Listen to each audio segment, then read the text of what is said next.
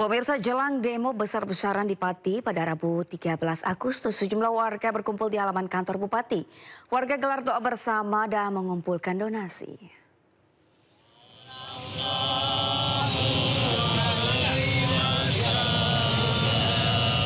Di tengah hujan deras, ratusan warga Pati berkumpul di alun-alun dan halaman kantor Bupati untuk memprotes tindakan Bupati Sudewo yang dinilai arogan. Hujan deras yang mengguyur pun membuat donasi yang terkumpul basah kuyup. Warga berupaya mengamankan barang-barang donasi dengan plastik, terpal maupun spanduk. Meski di tengah guyuran hujan, warga tetap bertahan di depan posko donasi bersalawat untuk menuntut Bupati Sudewo turun dari jabatannya. Sebagian warga lainnya bahkan melakukan ritual khusus sebelum gelaran aksi 13 Agustus mendatang. Sementara itu, gerakan masyarakat menanggapi kenaikan PBB P2 terus bergulir walaupun Bupati telah membatalkan kebijakan tersebut. Warga terus melakukan aksi damai di depan pendopo Bupati. Bahkan beragam aspirasi warga mengerucut pada pemakzulan Bupati. Menanggapi isu pemakzulan dirinya, Sudewo mengimbau agar warga tidak terprovokasi akan isu yang sedang berhembus. Dirinya juga sudah meminta maaf terkait kenaikan PBB dan juga kebijakan 5 hari sekolah yang akhirnya telah dibatalkan. Masyarakat Pati saya minta itu tetap tenang, ya, ikut menjaga Kabupaten Pati ini supaya suasananya kondusif. Karena Kabupaten Pati itu milik semua warga Kabupaten Pati, tidak milik segelintir orang yang keras-keras.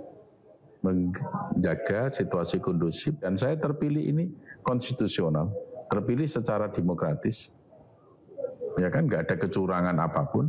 Kok mau digulingkan oleh segelintir orang? Meski demikian, warga Pati terus memberikan donasi beragam kebutuhan untuk aksi demonstrasi 13 Agustus mendatang. Dari Pati, Jawa Tengah, Lazarus Sandi, iNews melaporkan. Sebelumnya, Bupati Pati Sudewo telah membatalkan kebijakan kenaikan pajak bumi dan bangunan sebesar 250%. Hal itu disampaikan Sudewo di Pendopo Pati guna menjaga kondusivitas di Pati.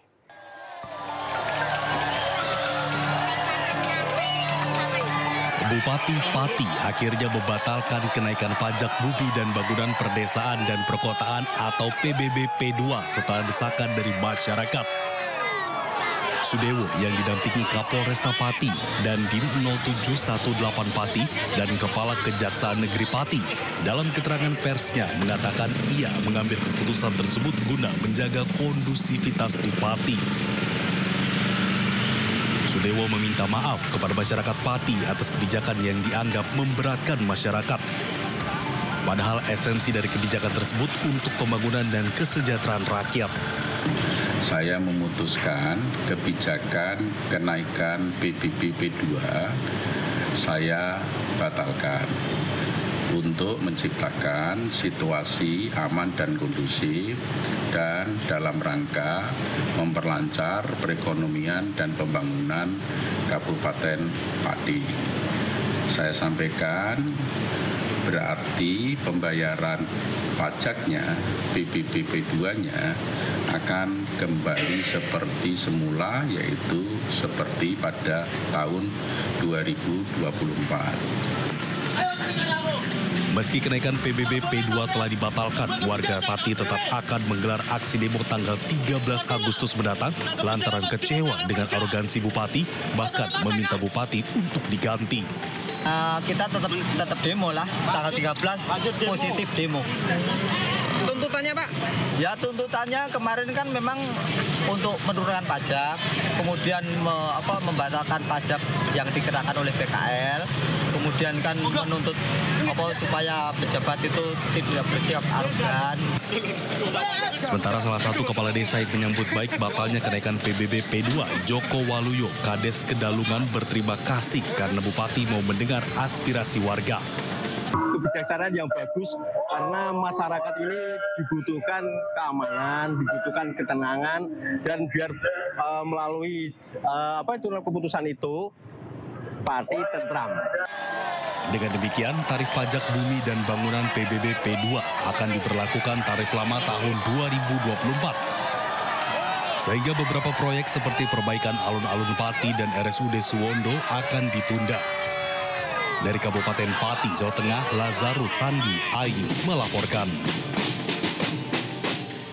Seorang warga di Kabupaten Jombang, Jawa Timur membayar pajak dengan uang koin. Hal ini dilakukan sebagai bentuk protes karena pajak bumi bangunan melonjak hingga 400%.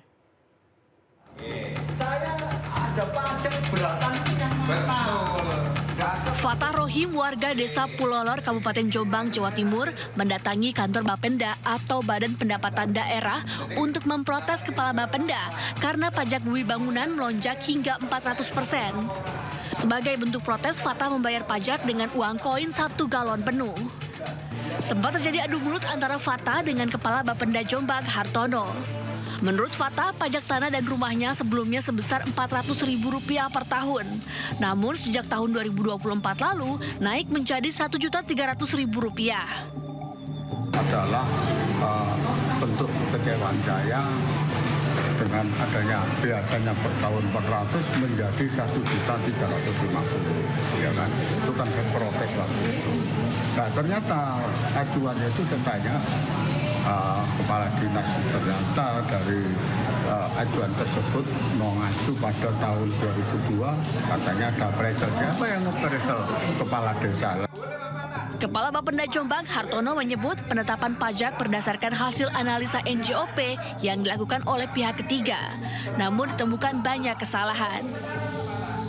Jadi gini, karena prosesnya ini nilai jumlah SPT-nya sangat banyak dan itu tersistem dalam aplikasi, kita tidak bisa melihat satu persatu. Karena apa? Tidak semua naik, semua juga ada yang turun. Nah, dari aplikasi kami kita kesulitan untuk bagaimana menata yang naik. Saat ini Bapenda Jombang membuka layanan perbaikan NJOP bagi warga. Dari Jombang, Jawa Timur, Muhtar Bagus, iNews melaporkan. Di tengah panasnya polemik penggunaan musik di ruang komersial, sejumlah musisi tanah air menggratiskan musik ciptaan mereka. Jika beberapa waktu lalu ada Ahmad Dhani, kini giliran musisi Firza yang menggratiskan lagu ciptaannya.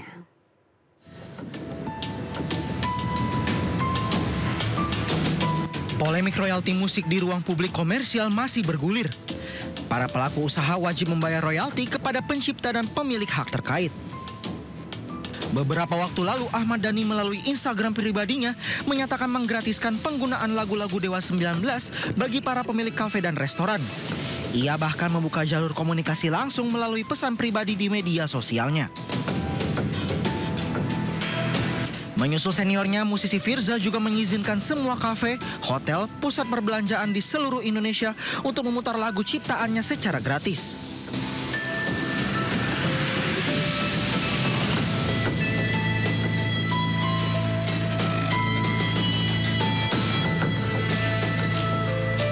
Sementara itu, alih-alih mempermasalahkan, musisi Charlie Van Houten justru berjanji memberi hadiah bila ia kebetulan berada di suatu tempat yang memutar atau membawakan lagu-lagunya.